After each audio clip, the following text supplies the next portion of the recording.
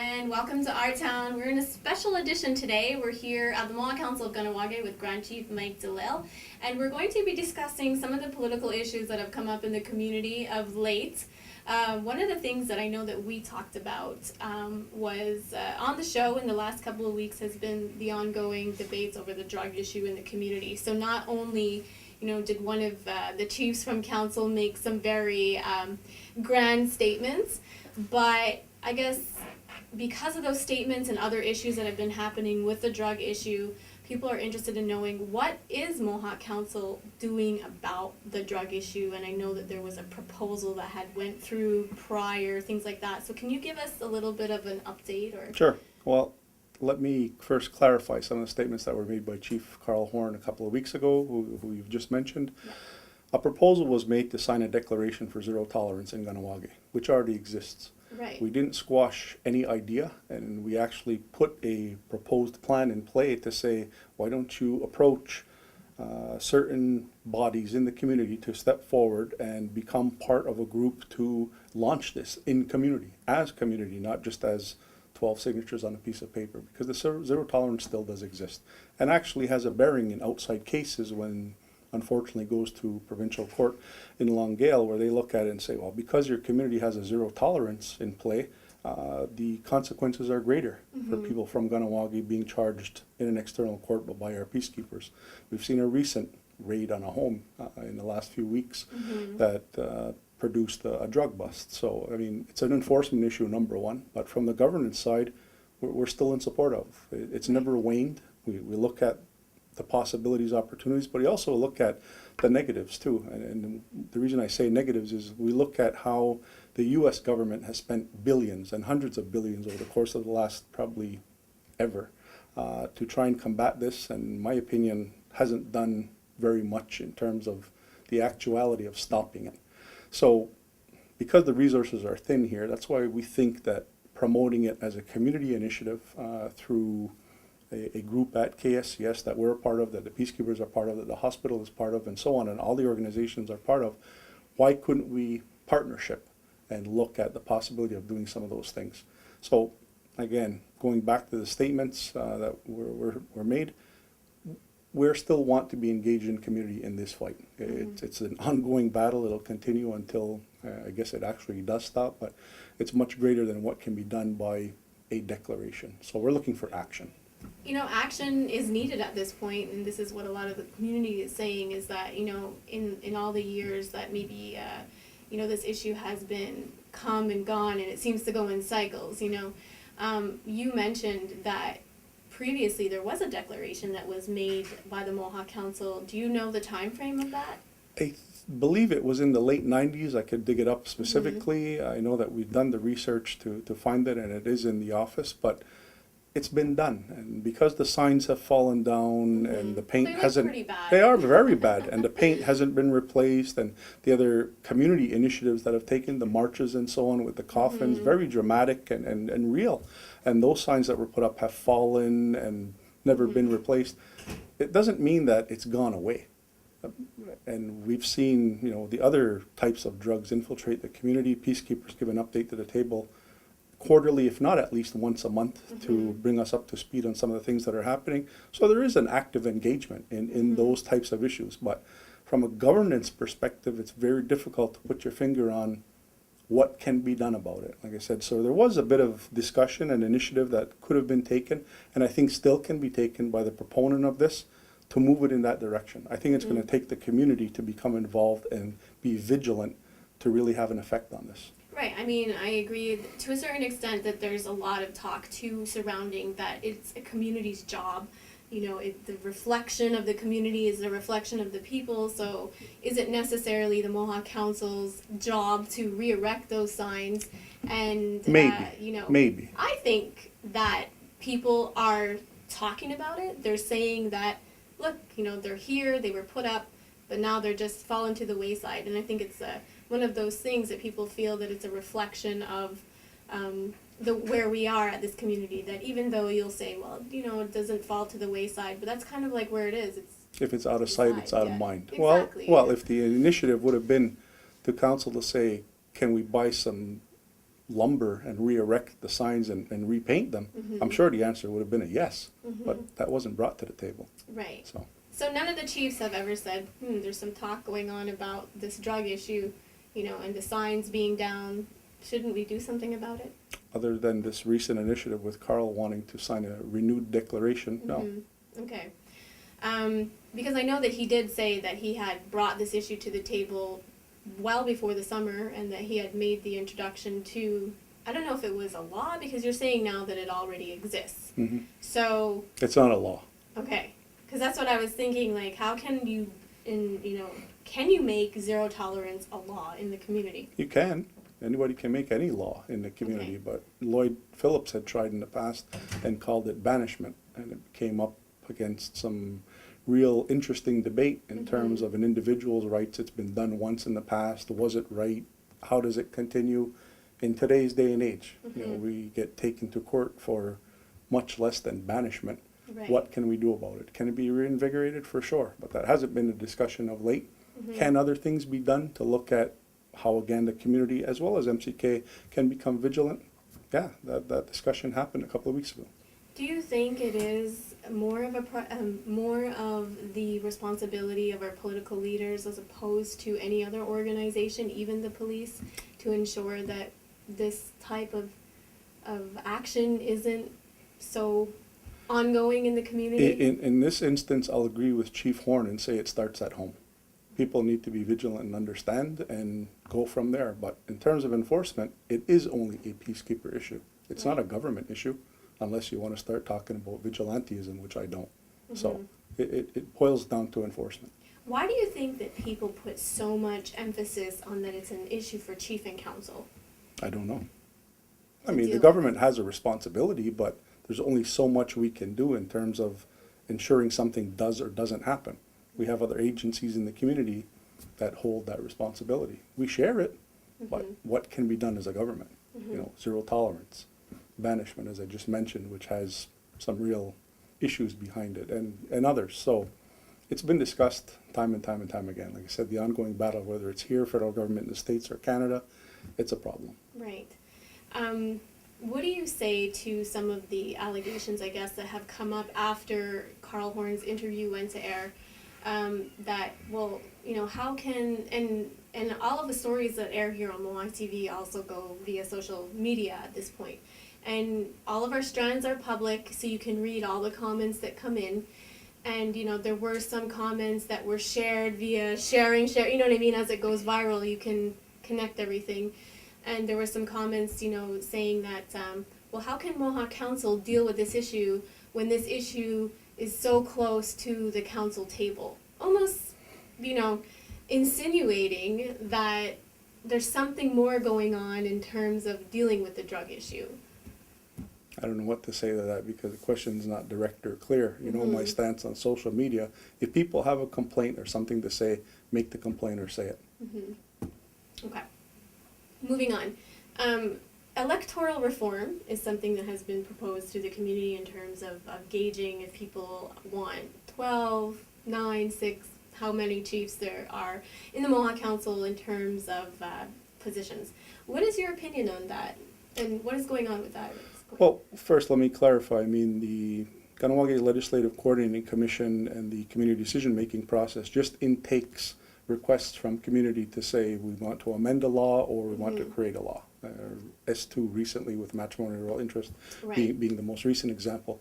This one had been debated in and around the table since 2006 when terms changed to 3 years, which I opposed, although I agree with it, didn't think it was our decision to make. So there had been some electoral reform at the table, which I don't think is the right place for it. Now that it's been in the community stepped forward, said through some past electoral officers there are problems, flaws within the current law. Let's try and fix them. So during that discussion, community said, well, is there a possibility of going from 12 to 9? It's their election law. I mean, of course there is. My opinion is I believe the job can be done with less than 12. But the community also has to understand the level of discussions, debates, negotiations that we deal with as 12 people. If you cut it down to 9, you need to elect people with capacity. It's going to be extremely difficult to do everything, and it's extremely difficult now to do everything based on budget and lack of some of the teams that we need to be able to initiate some of these things in the community and beyond. But I still think that 9 can suffice in terms of 12, and it has nothing to do with budget. But I was just about to ask you that. but it would Yeah. help in the budgetary constraint department as well. But politically speaking, I think the job can be done with 9. That's my opinion. Right. Well, and I mean, this is something that we're going to be hearing more of in the future as more and more of these proposed laws go through the CDMP process. That's right. So hopefully there's a turnout of people taking part. It's 'Cause been right now low. it's been low. It's been low throughout. Even recently with the MRI, which got the consent to move forward in the community last week. 12 or 2 people in the community. We're hoping more people would participate, but we are moving forward with justice. That will pass hopefully sometime soon. Okay.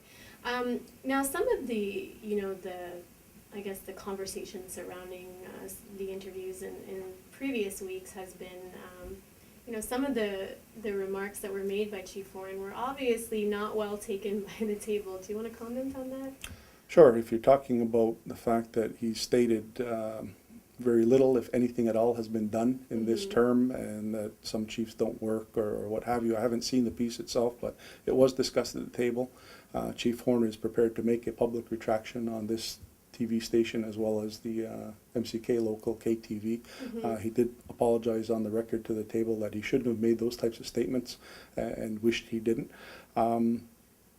It's obviously not true. I just gave you off camera a few things that I've been dealing with in the past week. The last 2 weeks have been extremely hairy.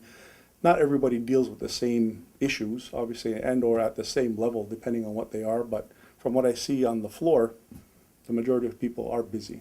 You'd have to ask the individuals what they're busy with, but I don't have enough time right now to tell you what I've done in the last 2 weeks, so Well, it's I can busy. imagine. It's Right. busy. Yeah.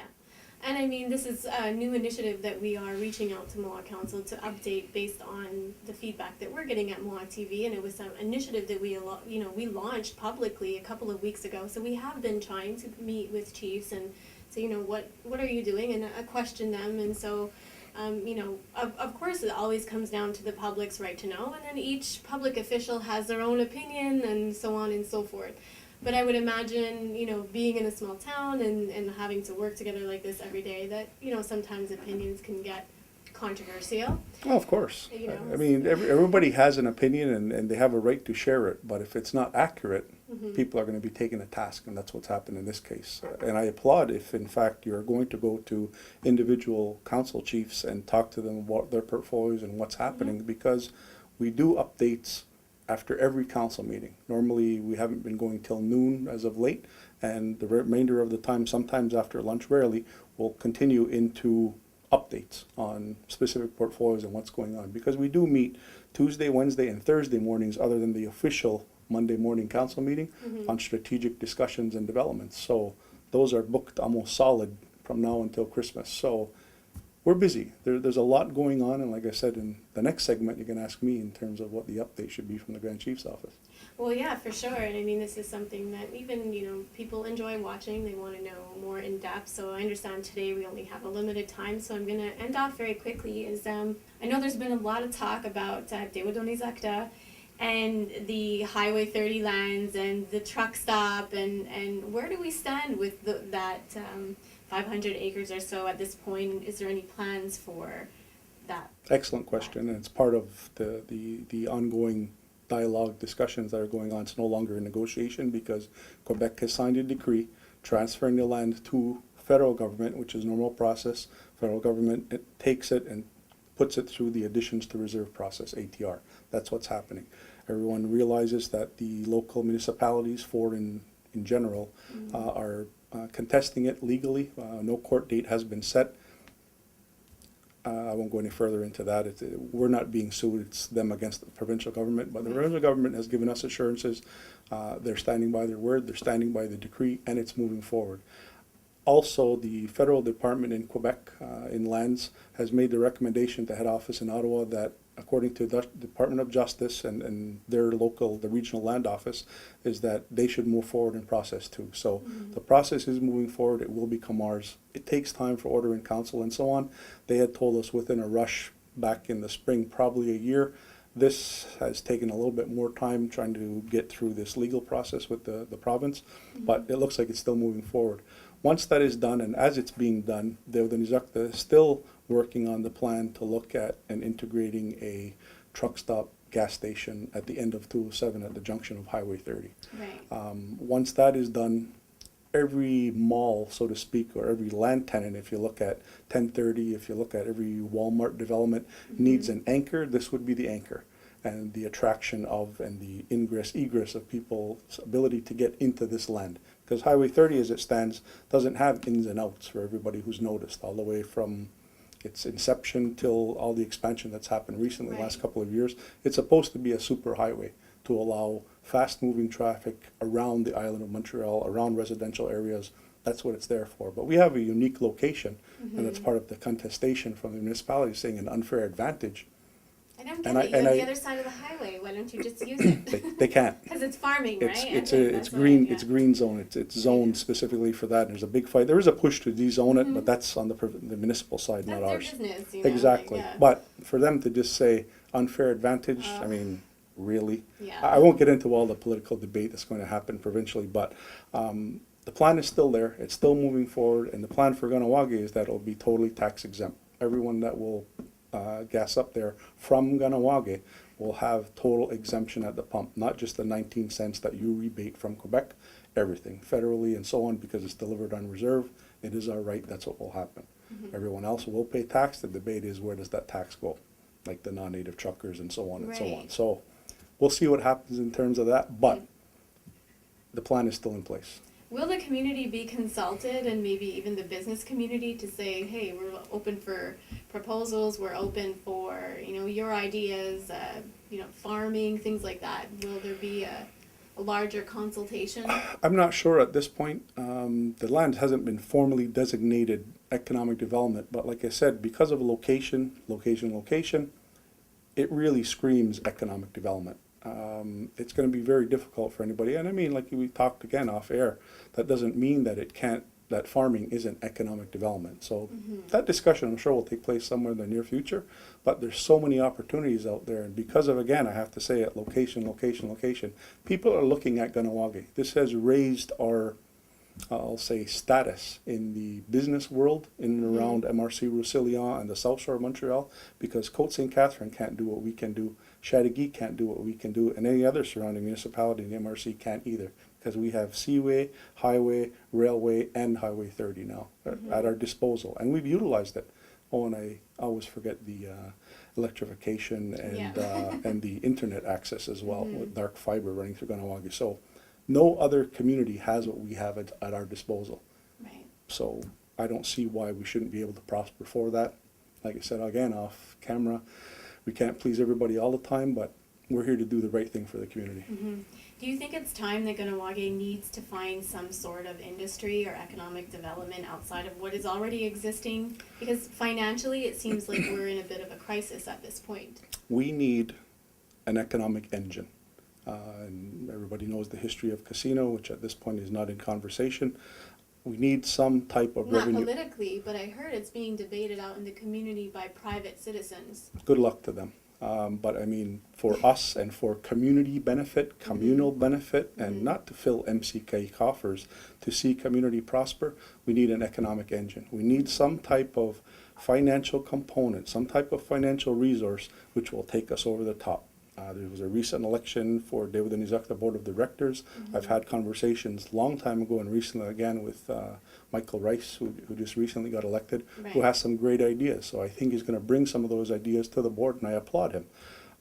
We need the economic engine. If we can do that and show a real viable source of revenue other than what we receive from federal and or provincial governments, the world's the limit. We can do many things in and around Kahnawake. I'm not talking about smokestack industries. I'm talking about technology, because that's where the future is. We need the economic engine to give us the finances, and we can do anything after that. That's what we're searching for. Okay. Is there anything else you feel is important to add? I know we're kind of running out of time, and people would like this interview to go on because I'm sure there's so much more we could discuss. But for now, All I'll say is I'll invite you back to give you an update on seniory, some governmental discussions that I recently had with Senior ADM Gina Wilson. I gave her a tour of seniory, some land component issues, and a few other things that I'm working on. So I invite you back at the next update. okay. Very quickly before we head out, any comment on Parleen Marois' new charter bill here in Quebec? I think it's ridiculous, especially from a multinational standpoint. I mean, Quebec has lost, not Kahnawake, but it can affect Kahnawake as well, because we have a lot of non-native, whether they be lawyers, doctors, nurses, Right. other types of professionals in the community. There's been a mass exodus in Quebec for the better part of 25 years. I think it's going to happen again because of this. You know, Yeah. we don't have enough surgeons. They're building a super hospital. We don't have enough anesthesiologists. And the list goes on and on and on and Right. on. Toronto has become the largest city to Montreal's largest city status in the 70s by far.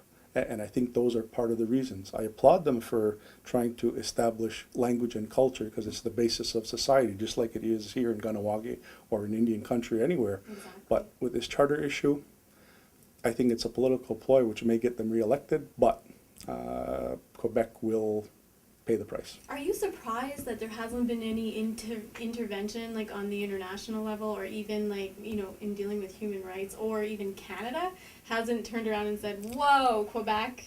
Canada has Down a notch. Canada has recognized them as a nation, so they've allowed this to happen. And whether it goes to Canadian human rights, I think it'll fall on deaf ears initially. If it goes externally into the world, they can make recommendations, but nothing else can be done. And if you look at Quebec society, I think they're ripe for something like this, culturally and politically, but economically, I think it's going to be a disaster. Okay. Well, thank you for your time. Welcome. And that's it for now. You're watching a special edition of Our Town here on Mohawk TV. You can also catch us on www.kahnawake411.com for all your latest news and events, and all of our video uploads too. Thanks for watching.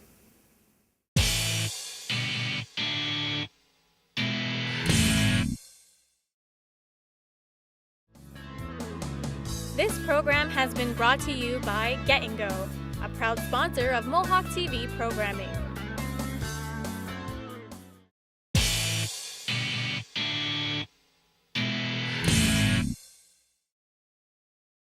And now we're back right out of our interview with Grand Chief Mike Delisle, here with Chief Carl Horn from the Mohawk Council of Kahnawake, and we want to kind of get up to date on the reaction that you've been having from your interview that you did a couple weeks ago with Mohawk Television in terms of the drug issue and bringing forth some of your opinions. What has been the reaction? Obviously, I wasn't too positive at the council table. They weren't too happy with some of the comments I made, especially the comment that nothing's been accomplished in the last 18 months. And, thinking about it, going back, it was probably an unfair statement to the council table and to the council chiefs. And, it was brought to our most recent council meeting. Some of the chiefs were upset with the statement I made, which is understandable. But I'm sort of entitled to my opinion. But I guess at times I'm going to have to learn from here on in to keep my opinion to myself at times. But it's a frustrating time for me, because the drug issue is such an emotional thing for me, because my experience as a police officer, and when things start to move slow, I get frustrated, and sometimes I talk with my emotions. Normally in politics, opinions are varied. They're wide. And it's normal for politicians to have opinions against each other and in every part of the political forum, not just here in Kahnawake. So do you find it a little odd that that you were being sort of reprimanded for your comments? No, probably because it's coming from me, and there was comments made in the past by other chiefs, probably directly personally at me, and I sort of I have thick skin, and I just brushed it off. But for whatever reason, and it's their right, their concerns was brought to the council table at our most recent council meeting, that they had concerns about the statement I made, and they decided that it was best that I retract it and apologize, which I did at the council meeting, and that's what I'm doing now. I feel that, okay, the statements were unfair, but I'm entitled to my opinion, and I apologize to the council table, and hopefully we can move on from it, and whether they accept my apology or not, there's nothing more I can do other than say I'm sorry, and let's move forward. Okay, and let's move forward onto the drug issues. At this point, what is going to happen with your decision to still go into the community decision-making process? Where do we stand with your plea to the Mohawk Council to make some sort of declaration? Well, a brief update to that is nothing. I had asked for a technician to be assigned to help me out coordinate this process, and I never received a response. I sent an email to I guess the individuals in charge of assigning technicians, and as an elected chief, if I wanted a technician assigned to me, I should have a technician assigned to me, and I never received a response. Why, I don't know. That's for somebody else to answer. Okay. That's what's frustrating about this issue, is because I'm trying to explore every avenue possible, whether we go to schools and talk to kids about this issue.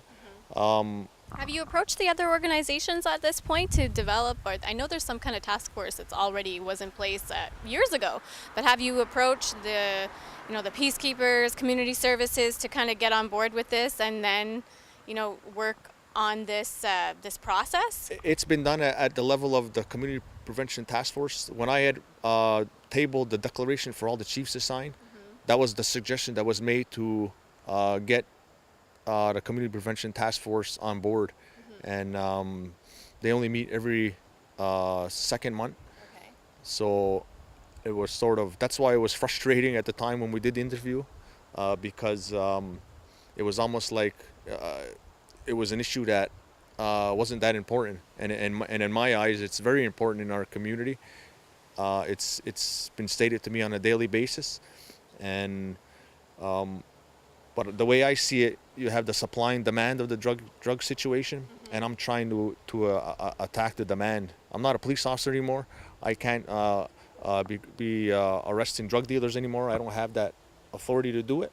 So I want to try and attack the demand aspect, where we use education, going into schools, take a proactive approach rather than reactive, and we'll see where it goes from there. And like I said earlier, that's why it's frustrating to me sometimes when I ask for assistance on it, and to be quite honest with you, I'm not getting it, especially when I was hoping to have a technician assigned to this issue to help me with this, either with the declaration or to help me submit another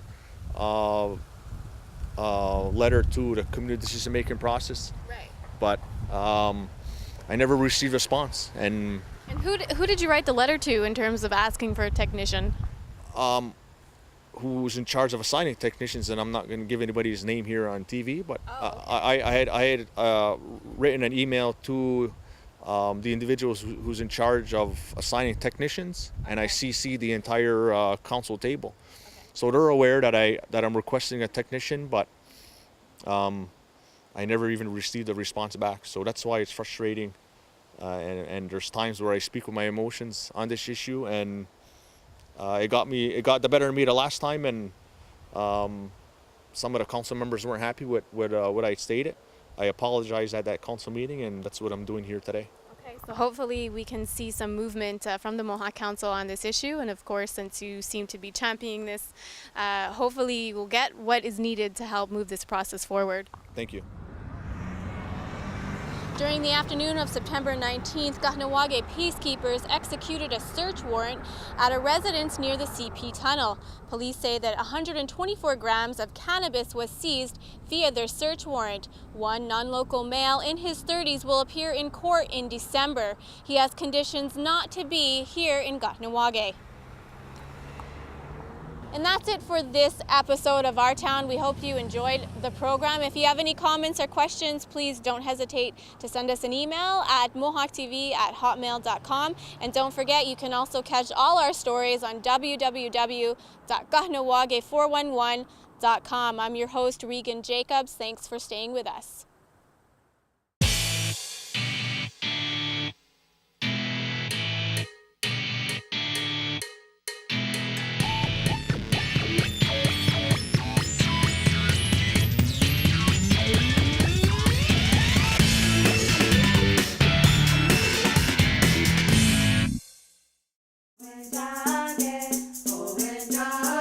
Kanya ke haga thadi adaraste kayerniga hyadu zawaderoru. This program has been brought to you by Get and Go, a proud sponsor of Mohawk TV programming.